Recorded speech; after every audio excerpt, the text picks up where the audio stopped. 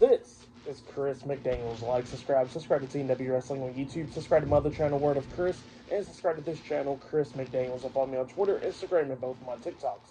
It'll be down there in the description box, and I'm here to do my WWE Friday Night SmackDown, January 3rd, 2025 reviews. So here we go discussing about tonight's episode of Friday Night SmackDown. They are live in Phoenix, Arizona tonight. This is the first ever 3-hour episode of SmackDown. It's going to be 3 hours, remaining for a while. But yeah, that's what the show's about, and this is the first SmackDown of 2025. So yeah, let's go ahead and start talking about it. So yeah, we kick off the show with the undisputed WWE Champion, the American Nightmare, Cody Rhodes. He comes out there, and Cody was talking about how SmackDown's now 3 hours and Raw's going to be on Netflix and all that, and how this is a big moment for WWE and all that. So yeah, that's what he was talking about there. But then he starts talking about the Royal Rumble because he says that he's going to be defending his title, and the Wing Eagle title will be held up above as well in a ladder match against Kevin Owens. So yeah, that's what he was talking about there. And he says that, he wants to fight and all that, but he's not medically cleared to compete. So yeah, that's what Cody Rhodes is talking about there. So he says that even though he wants to fight, he's not medically cleared tonight. So yeah, that's what Cody Rhodes is talking about there. But then he gets interrupted by Drew McIntyre. Drew McIntyre comes out there. He gets into the ring. He's staring at Cody, and he immediately goes in for a hug. So yeah, he hugs Cody. Cody's like, "What the hell?" Pretty much. And then Drew starts talking, and he was talking about how Cody Rhodes is like the quarterback of WWE and all that stuff now, and how pretty much how he needs somebody to look, you know, behind his back and all that stuff to take care of him and all that stuff. And he says that he would do that because they're friends. So yeah, that's what he was talking about there. And Cody Rhodes is pretty much talking about how he don't need no help. Like, he don't need Drew McIntyre's help. He don't need nobody's help. He says that he can take care of Kevin Owens himself. So yeah, that's what he says that he'll be doing there. And Drew McIntyre was talking about how, this is like the new era and all that stuff. And how pretty much that this is the best where everybody performs that and stuff. And how Cody Rhodes is leading it. And he says that, Cody Rhodes, not accepting his proposal pretty much is like dumb. So yeah, that's what Drew McIntyre was talking about there. But then Drew just steps out of the ring because Cody Rhodes was like, "Look, if you want to fight, let's go ahead and fight then." So yeah, that's what Cody tells Drew, and Drew looks at me and goes, "I'm not going to fight you." He steps out on the ring. He's standing on the ring apron, but then all of a sudden he tells Cody that he needs to always look behind his back, because then all of a sudden we see Kevin Owens coming up, attacking Cody Rhodes from behind. He's beating him down and all that stuff, and then Cody's fighting back and everything, and then we see a bunch of security guards coming in there, pulling them apart. Cody breaks through at one point, jumping on Kevin, going at it, and then they finally get pulled apart. So yeah, that's what happened there. Pretty good segment. I liked it. Good way to, heading towards the Rumble in 4 weeks. So yeah, that's what happened there. Pretty good segment. But yeah, later on tonight we're going to be seeing Naomi taking on the WWE Women's Champion, Nia Jax, for the WWE Women's Championship later on tonight on SmackDown. There's a lot of stuff on SmackDown tonight, but up next it will be the first match of the night. It will be Shinsuke Nakamura, the United States Champion, versus Andrade one-on-one up next on SmackDown. That is the first match of the night. So yeah, I'll see you guys later. Till then. So the next thing that happened on Friday Night SmackDown, we get to the first match of the night. It was the United States Champion Shinsuke Nakamura versus Andrade one-on-one in a match on SmackDown. So yeah, this is the first match of the night for SmackDown tonight. Now they did talk about their history and all that. The commentary did with Michael Cole and Corey Graves, where they was talking about how Andrade and Shinsuke got some history and all that when they was in New Japan Pro Wrestling, going at it for the IWGP World Heavyweight Championship and all that. So yeah, that was pretty cool that they brought up their past right there. Forgot to mention that Lillian Garcia is now the ring announcer for SmackDown. So yeah, that's what's going on there. But yeah, we'll get to this match. In this match, it was a really good one. Both of these guys beating the hell out of each other, coming up a lot of times near falls. Andrade came really close a couple of times. At one point, Shinsuke was he exposed the turnbuckle. When he turned around, he got drop kicked into the turnbuckle, like hitting his back on the exposed turnbuckle. He drops down, and then that's when Andrade hits the double knees to the face and meteor to the face onto Nakamura. He pins him 1, 2. Nakamura barely kicks out 2. Andrade climbs up there on the top turnbuckle. He jumps off with a moonsault. Obviously, Nakamura rolls around, and he finally hit the moonsault onto Nakamura, but he only got a 2 count out of that. But then they ended up onto the top turnbuckle at one point. Nakamura and Andrade did, and then while they was going at it on the top turnbuckle, Nakamura grabs Andrade and then hits like a DDT onto him on the ring post, on the top of the ring post, pretty much. It lays out Andrade. Nakamura pushes Andrade back into the ring. He gets into the ring as well, and then he hits the Kinshasa to the back of the head onto Andrade, and then he pinned him for the 1, 2, 3. So yeah, Shinsuke Nakamura defeated Andrade tonight, and he won one match. That's why I'm there. But then after the match ended, we see LA Knight come running down, and he attacks Nakamura. He takes him down, starts beating him down and all that stuff, and then he lifts up Nakamura, kicks him in the stomach, and he tries to hit the BFT onto Nakamura, but Nakamura pushes him away, and yeah, he quickly got out the ring. LA Knight grabs the mic, and he starts talking about how he's going to pretty much get his hands on Nakamura. So yeah, that's what he was talking about there, pretty much. But yeah, that's what happened there. Pretty good stuff in the match. What happened after the match, I'll give it all 3.5 stars. That's what I'll give it there. Good stuff. But then after that, we see Apollo Crews backstage, and then we see Elton Prince and Kit Wilson, Pretty Deadly, coming up, calling him a snitch, and they was talking about how snitches get stitches and all that. So yeah, that's what they was telling Apollo Crews, and Apollo Crews was like, come on, man, we already know y'all was lying and all that. We already know that DIY was the ones that attacked the Street Profits and all that. And then all of a sudden, Santos Escobar, he comes up with Elektra Lopez, Angel, and Berto, Legado del Fantasma, come up, and they was talking junk to Pretty Deadly, talking about how, how if they're going to be lying, they better be talking into Lost Scars' face, pretty much. And then they started brawling and everything, and all of them starts brawling, and then we see Nick Aldis and a bunch of referees pulling them apart backstage. So yeah, that's what happened there. Legado del Fantasma goes away, and then Nick Aldis tells Pretty Deadly that he's going to talk to him in a few minutes. So yeah, that's what happened there. Pretty good stuff, though. But yeah, I'll see you guys later until the next thing that happens on Friday Night SmackDown. I'll see you guys later. Until then.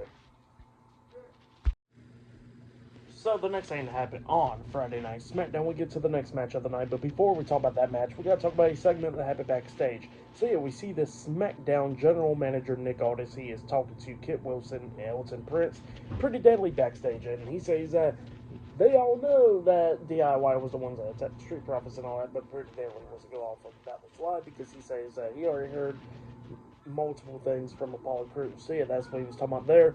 But then all of a sudden, the WWE Tag Team Champions, Johnny Gargano and Tommaso Ciampa, DIY, they come up, and they say that Pretty Deadly's not liars and all that, saying that's what he was saying there. And then we see Nick Aldis says, well, both y'all's teams are on thin ice. So yeah, that's what he tells him there, and he walks off. And then DIY was like, look, we already know that you want the tag team titles and all that, but only we can try and make that match for y'all, because obviously Nick Aldis won't, so we'll talk about this. So yeah, that's what he said there. But then we get to the next match of the night. It was Michin versus Piper Niven with the WWE Women's United States Champion Chelsea Green at ringside. So yeah, we get to this match. This match, it was pretty good. Michin was doing pretty good up against Piper Niven, teasing Chelsea Green during this match. At one point, Piper Niven starts beating down Michin. She lays her out on the mat. She climbs up the second turnbuckle and jumps off, trying to hit the big splash on the Michin, but Michin puts her feet up so her feet hits Piper Niven in the face, and then she goes over hitting Eat Defeat onto Piper Niven, pinning her for the 3 count. So yeah, Michin defeated Piper Niven tonight in a 1-on-1 match. That's what happened there. For that match, I'll give that match 2 stars. That's what I'll give it. But yeah, that's what happened there. But up next, we're going to be seeing the Wise Man, Paul Heyman, up next on SmackDown. So yeah, he will be up next, and much more tonight. 2 more title matches and a lot of stuff. So yeah, I'll see you guys later until the next thing that happens on Friday Night SmackDown. I'll see you guys later. Till then. So the next thing that happened on Friday Night SmackDown, we get to the next segment of the night where we see the Wise Man, Paul Heyman. He comes out there to the ring and he grabs the mic and he starts talking about how this Monday night, live on Netflix on Monday Night Raw, it will be Roman Reigns versus Solo Sikoa 1-on-1 in a tribal combat match, and winner of that match will be the Tribal Chief. So yeah, that's what he was talking about there, and how that's an important match and all that. So yeah, that's what he was talking about. But then Paul Heyman starts talking about a couple of things. He was talking about how at WrestleMania last year that Roman Reigns had that title match against Cody Rhodes in the main event of WrestleMania, and how he seen Seth Rollins, and how lust filled over him, and how he had hit Seth Rollins with the steel chair. But then he says to give Cody credit that Cody was the one that took advantage of that and pinned Roman Reigns for the 1, 2, 3. So yeah, that's what Paul Heyman was talking about. But he says like apparently during that time frame or whatever, that Solo Sikoa actually went into Roman Reigns' bag, stealing the Ulufala. He says that he was not given the Ulufala, how he stole the Ulufala. And he says that how him and Roman Reigns was training Solo Sikoa and grooming him to become the next tribal chief in the future. He says that Solo's not supposed to become tribal chief now. He says that Solo's going to be tribal chief in the future, and that's what was going on, that they was like trying to build him up towards being a tribal chief in the near future. So yeah, that's what Paul Heyman was talking about there. And he says that Roman Reigns wasn't going to step down right now, but in the future he was, and Solo's going to become tribal chief. So yeah, that's what Paul Heyman was talking about there. And then all of a sudden he gets interrupted by Solo Sikoa. Solo Sikoa comes up there. He's staring at Paul Heyman, and Paul Heyman looks at him and he starts talking to Solo, talking about how, that in 10 seconds he's going to piss his pants because he says that he already knows that, Solo and Jacob Fatu and Tama Tonga, which they wasn't with Solo right now at the moment, but he says that they will come down there and put his ass through a table like how they did a couple months ago. So yeah, that's what he was talking about there. And yeah, he was talking about how, Tama Tonga and Tonga Loa wasn't even allowed in the States, and Jacob Fatu ain't even allowed to go out in the States. But yeah, that's what he was talking about before Solo came out there and all that stuff. But yeah, he was talking about how he was going to get put through the announce table and all that. And then Solo looks at him and he extends his hand out. Paul gives him the mic and he starts talking. He says that, that this Monday's important and all that because it's a tribal combat match. And he says that he wants Phoenix, Arizona to acknowledge him. So yeah, that's what he tells everybody there. And then he says that, Paul Heyman right now doesn't acknowledge him. He says that Roman Reigns doesn't acknowledge him. But he says that is fine at the moment. Because he says that, he's asking Paul Heyman for a favor. He says that Punk already asked Paul Heyman for a favor. Now he's going to ask him for a favor. Paul Heyman looks at him and says, what's the favor?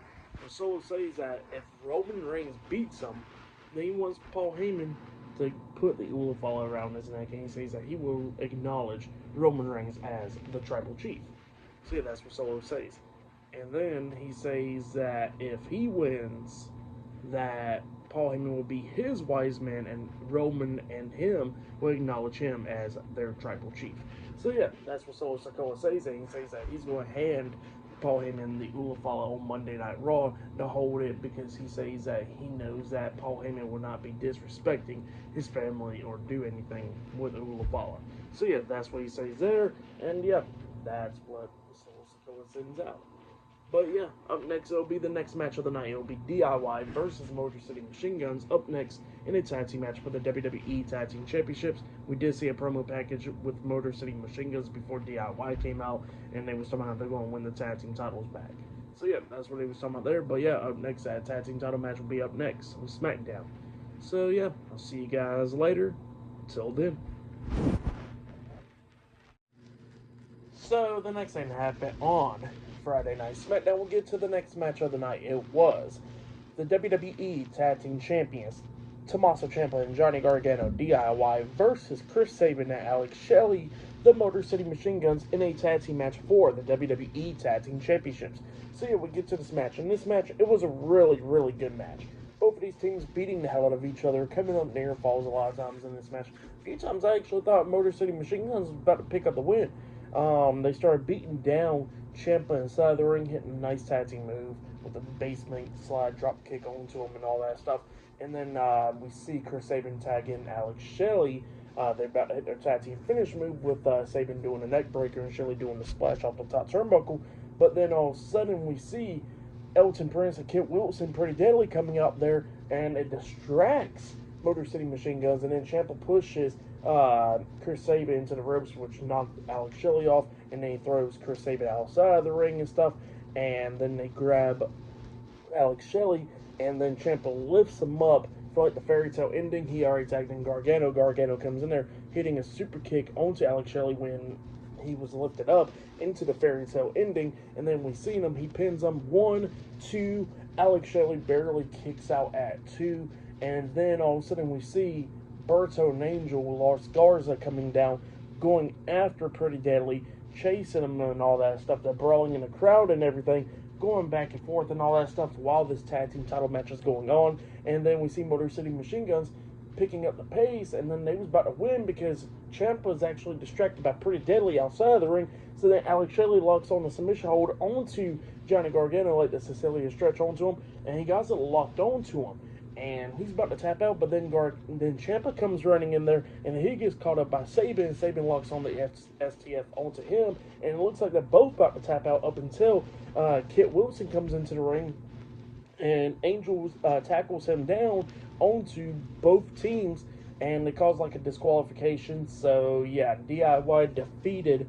Well, actually, they didn't defeat him because they ended in a no contest, pretty much ended in a double disqualification. So DIY retains the WWE Tag Team Championships.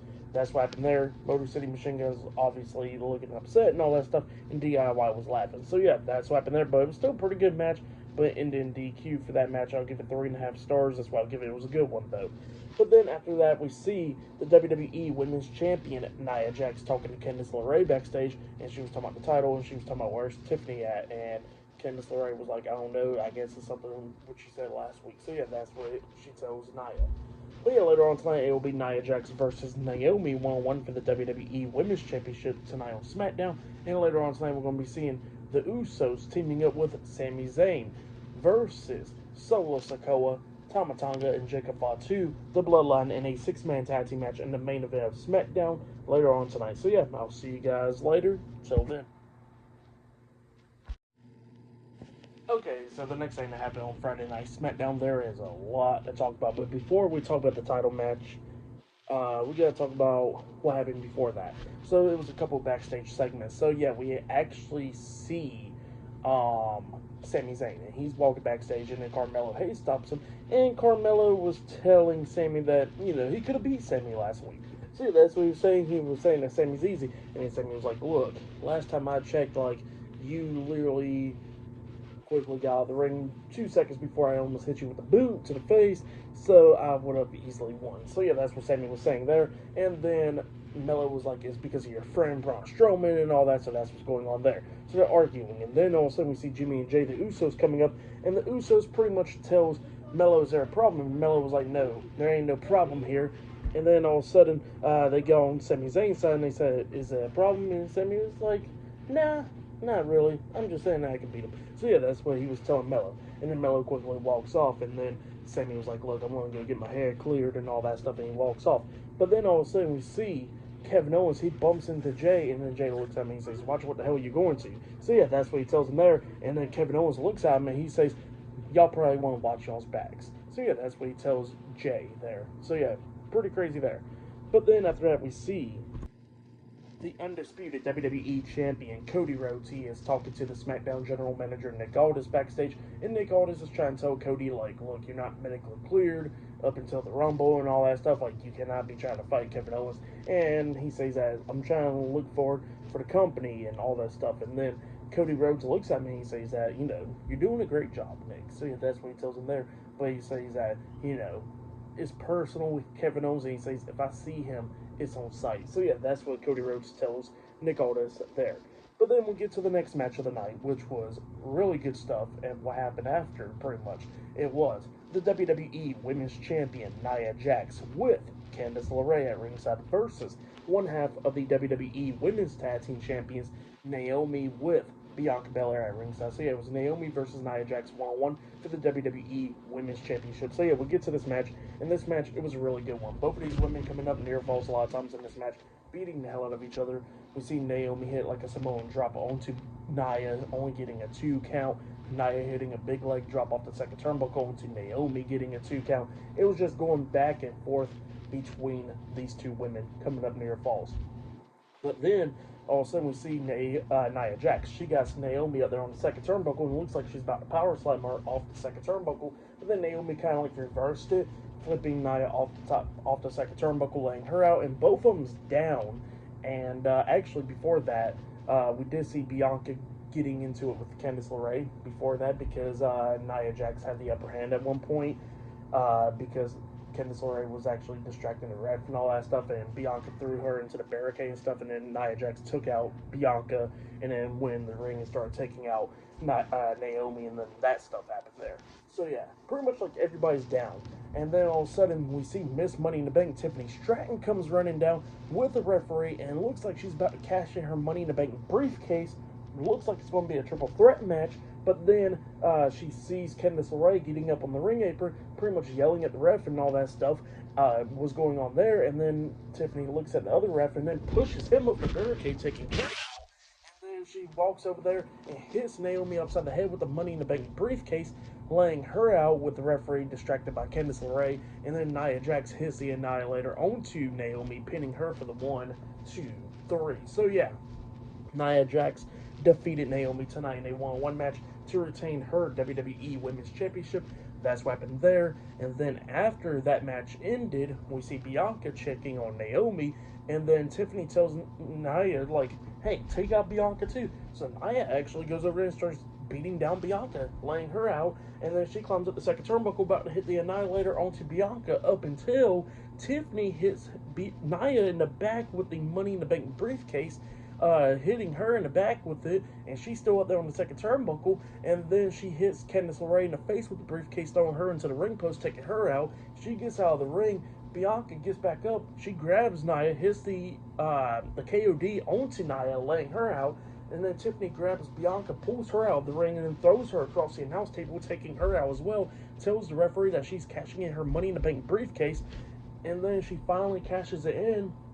So there's Nia Jax versus Tiffany Stratton for the WWE Women's Championship, and then that's when Tiffany Stratton hits the prettiest moonsault ever onto Nia, because Nia's still laid out, and then she pinned her for the 1, 2, 3.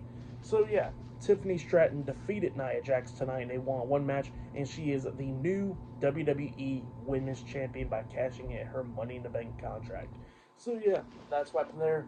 Good stuff for the match and all that stuff, and what happened after the match. I'll give it all 5 stars. That's what I'll give it. It was good stuff.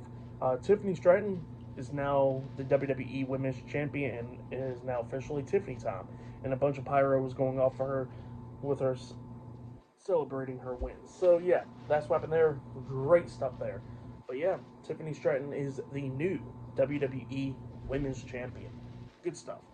But yeah, still more stuff to come later on tonight on SmackDown. Pretty good episode so far for the 3-hour show. But later on tonight, we're going to be seeing the Usos teaming up with Sami Zayn to take on the Bloodline tonight in a 6-man tag team match as well in the main event. So yeah, I'll see you guys later until the next thing that happens on Friday Night SmackDown. I'll see you guys later. Till then. So the next thing that happened on Friday Night SmackDown, now we get to the main event. Now before we talk about the main event, we got to talk about a couple of things. So yeah, they show a nice promo package with the match that they're advertising on Monday Night Raw between Roman Reigns and Solo Sikoa in the Tribal Combat match. It was a pretty good promo package. I liked it. It was good stuff. But then we get to a segment backstage where we see Byron Saxton interviewing LA Knight backstage. LA Knight was talking about how Shinsuke Nakamura just pretty much popped out of nowhere and got a United States Championship match against him at Survivor Series. Well, he says that next week on SmackDown, he's going to get his get back, because now next week he will be taking on Shinsuke Nakamura one-on-one for the United States Championship. So yeah, that match is now official for next week's episode of Friday Night SmackDown.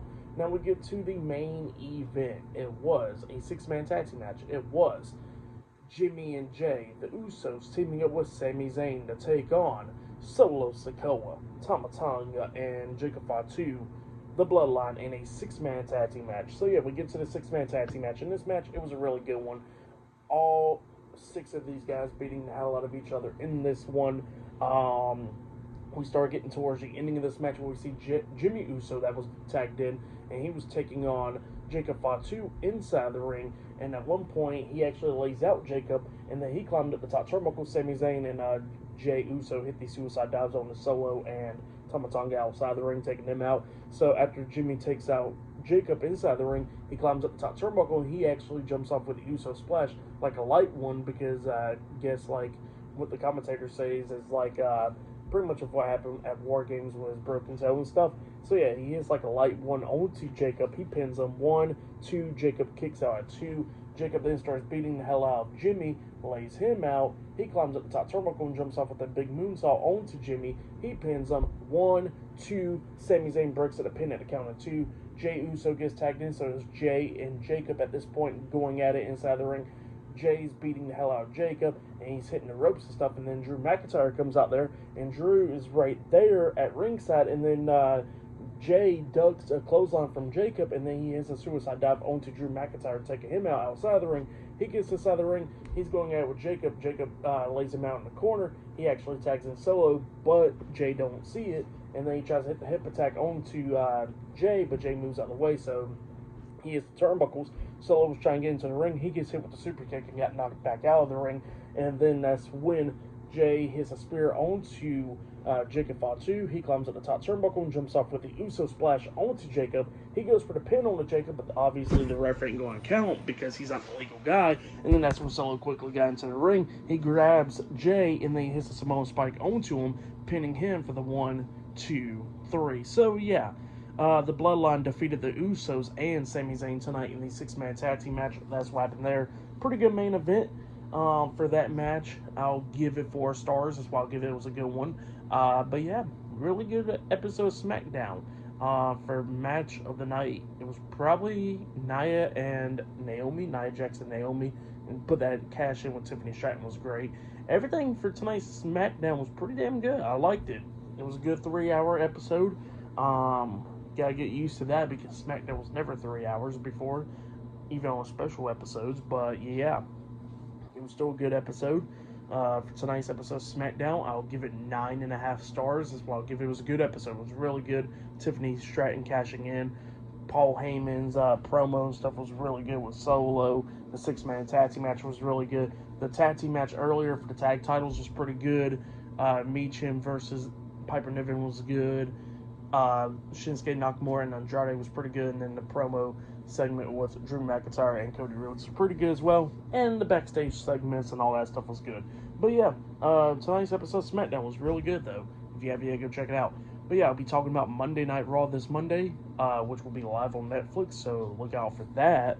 But yeah, like, subscribe to TNW Wrestling on YouTube, subscribe to my other channel, Word of Chris, and subscribe to this channel, Chris McDaniels, and follow me on Twitter, Instagram, and both of my TikToks. So I'll be down there in the description box, and I'll see you guys later. Till then.